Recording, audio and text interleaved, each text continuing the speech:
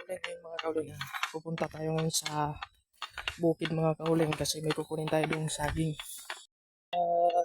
Kunin namin yung saging kasi hindi na kami nakapunta doon. Baka ano na nangyari sa saging na yun. Baka hinog na yun. At saka kasama ko yung kapatid ko mga pupunta sa bukid. Baka kasi ang saging doon, baka ano na ang nangyari at ito na dito na kami sa mga kakahuyan. Oh yan, at nagpakita na nga ako sa aking itsura na sobrang iwan pangit guro. Iwan ko sa inyo kung anong tawag nyo sa akin. Joke lang yan. At yan, andito na kami sa kakahuyan at naabutan na namin dito yung yung balatong lang tinanim ng mama ko. Ayan oh, sobrang hinog na siya at malapit pwede na yung pupuin. Ayan oh, yung iba dyan at malapit nang hinog na gani. Ang iba no, itim na, hinog na yan yung itim yan.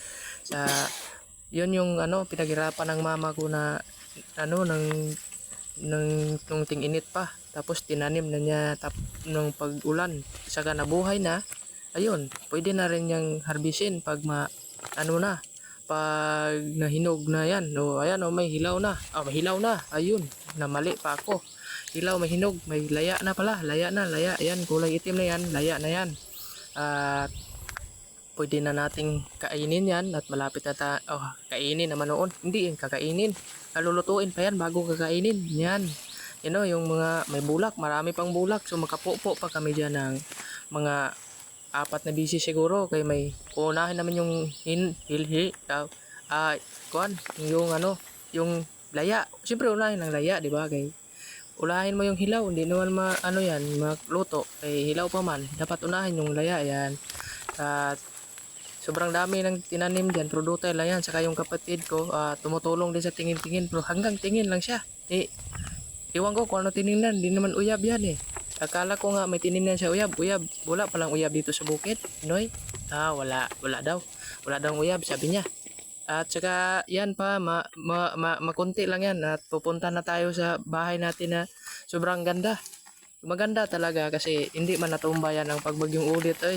Yan o, kasi nandyan yung saging sa loob, baka ginain na ng kwan. Tapos nakita ko yung tinanim ng mama ko na bisol. Ayan o, sobrang dami. Tapos pinakita ko yung sin. Uy, marami na palang buslot ito. Baka ginain na ng pusa. Hindi, daga at may tubig. Pwede kami maligo.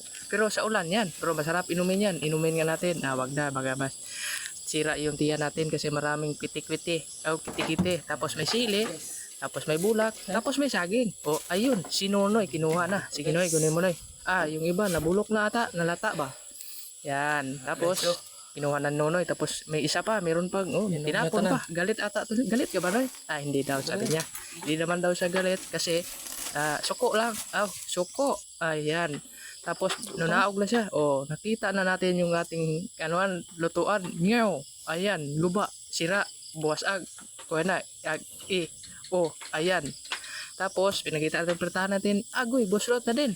Tapos yung saging pinangkuhan ni Nunoy para ibutang sa bangko, sa upuan. O baka naintindihan nyo, anong tawag yan, bangko yan, upuan ba yan? Ayun, may mungkoy, tapos may tundan. Tapos, si Nunoy may daki na sundang, at sundang, ano man? Tapos yung nakita natin yung bubong natin, uy, buslot din. Nako, wala na tayong tutulugan susunod na bagyo. Wala pala. Tapos, sinulod na ni Nunoy sa sako. Yan. Para makauwi na kami at makakain na yung mama namin. Yun. Saka yung mga kapatid natin. Yun, nangahulog pa. Sobrang hinog na talaga. Yan, pinulot ko nga yung para kakainin ko. Pero yun lang. At saka, yan lang